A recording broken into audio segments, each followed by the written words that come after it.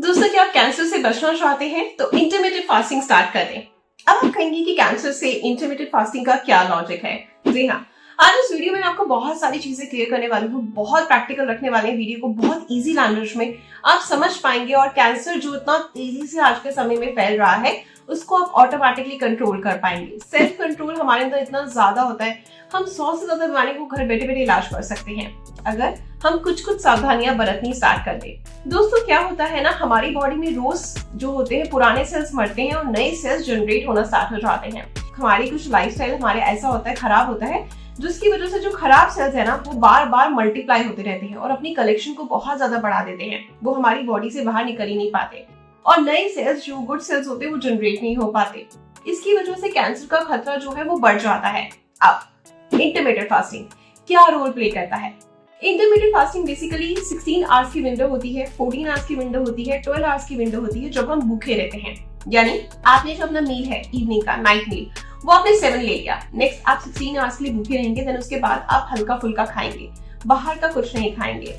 At least महीने में हर किसी इंसान को, वैसे तो ज्यादा भी कर सकते हैं, लेकिन 4 से 5 बार इंटरमिटेंट फास्टिंग जरूर करनी चाहिए। तभी आपने नोटिस करा है कि जब आप बहुत देर तक, यानी आप लेट नाइट डिनर करते हैं, मेरे कहने पर आप 1 महीना अपने आप को देखें लेट नाइट डिनर जो भी आप कर रहे हैं और सुबह उठ के फिर से खा लेते हैं, तो आपकी स्किन बहुत ज्यादा बूढ़ी दिखेगी। लेकिन 1 महीना आप मेरे कहने पर टाइम से खाएं और सुबह 7-8 बजे से पहले ना खाएं, तो आपकी स्किन पर नेचुरली ग्लो दिखने लगेगा, आपकी बॉडी ज्यादा एक्टिव रहेगी, आप ज्यादा चुस्त दुरुस्त रहेंगे, आपका मूड बहुत अच्छा रहेगा। तो चलिए स्टार्ट करते हैं इस वीडियो को और जानते हैं कि कैसे हम कैंसर से बच सकते हैं। तो सबसे पहला लक्षण जो है वो कैंसर की तरफ इशारा करता है, वो है unexpected and uncontrollable weight loss, यानी वजन का घटना, बहुत बेतहाशा और बिना किसी वजह के। दोस्तों, वजन आपकी बॉडी के अंदर बहुत सारे और कारणों से भी घट सकता है और बीमारियों की वजह से भी घट सकता है। फॉर एग्जाम्पल ट्यूबरक्लोसिस हो सकता है, यानी टीबी से भी वजन घटता है। कई बार डायबिटिक के पेशेंट के अंदर बहुत जल्दी तेजी से वजन घटने लगता है। तो कई बार बहुत ज्यादा खाना पीना छोड़ देने की वजह से भी हम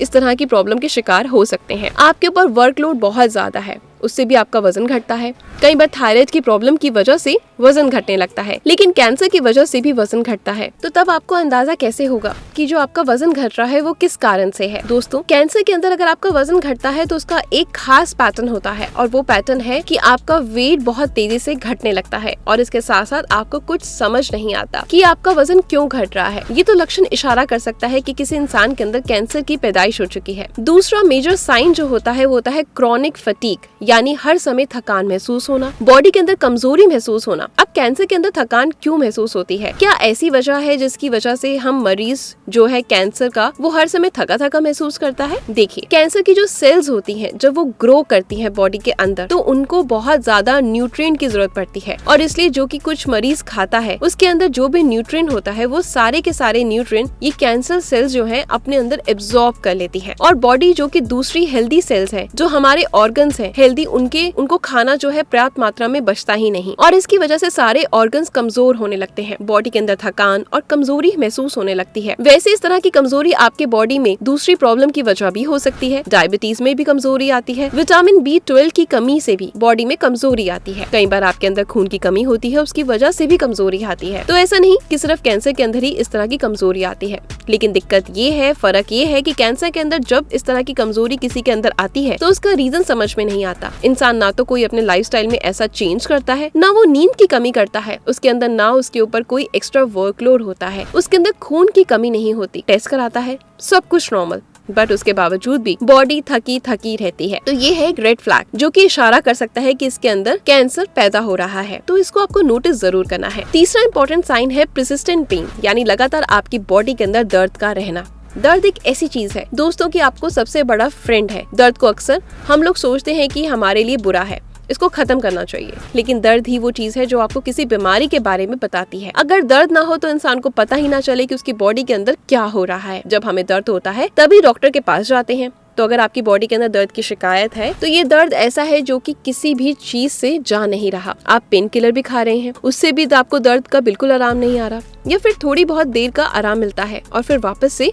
आपको दर्द शुरू हो जाता है। तो ये एक कैंसर का लक्षण हो सकता है। अब कैंसर के पेशेंट के अंदर दर्द क्यों होता है? देखिए, जब कैंसर सेल ग्रो करती है, जब इसका ट्यूमर बढ़ना शुरू होता है, तो उसकी वजह से क्या होता है, ट्यूमर में ये मास्क धीरे धीरे आसपास के जो हेल्दी टिश्यू होते हैं उनके ऊपर प्रेशर डालना शुरू करता है और वहाँ पर नसें जो नर्व्स होती हैं वो दबनी शुरू हो जाती हैं और इसकी वजह से वहाँ पर आपको दर्द का एहसास होना शुरू हो जाता है। या फिर कई बार जो कैंसर सेल्स होती हैं उनके अंदर कुछ ऐसे केमिकल निकलते हैं जो कि बॉडी के अंदर दर्द का एहसास बढ़ा देते हैं। और बहुत सारे केसेस में यानी जब कैंसर सेल एक जगह पैदा होके पूरे शरीर में फैलना शुरू हो जाता है तो उसकी वजह से भी बॉडी के अंदर दर्द शुरू हो जाता है। कैंसर का चौथा इंपॉर्टेंट साइन आपको दिखाई दे सकता है स्किन के अंदर। स्किन के अंदर दो मेन होते हैं जो कि कैंसर की तरफ इशारा कर सकते हैं। पहला होता है आपके अंदर जॉन्डिस का हो जाना, यानी जॉन्डिस यानी पीलिया। आपकी बॉडी के अंदर पूरी स्किन को पीला बना देता है। अगर पीली स्किन रह रही है आपकी तो ये कैंसर की तरफ इशारा करते हैं। दूसरा हो सकता है कि बॉडी के अंदर अगर आपकी कोई तिल है या कोई मस्सा है तो वो कंटिन्यूअसली बढ़े चले जा रहा है साइज में, तो जो साइडों का जो एरिया है वो रफ हो जाता है। आमतौर पर आपने देखा होगा कि कोई तिल अगर होता है या कोई मस्सा होता है तो वो एकदम सर्कुलर में होता है। अगर वो साइडों से कटा फटा होने लगा, उसका साइज बढ़ना शुरू हो जाता है तो उसकी जो सरफेस है, जो सतह है, उसके आपने देखा होगा कि कुछ प्रोजेक्शन निकलने लगते हैं या वो खुरदरा सा टेढ़ा मेढ़ा होने लगता है। उसका रंग भी डार्क होने लगता है, साइज भी बढ़ता जाता है, जो कि स्किन कैंसर की तरफ इशारा करता है। पांचवा साइन है जो कि इंसान के अंदर कैंसर की तरफ इशारा कर सकता है, वो है उसकी यूरिन की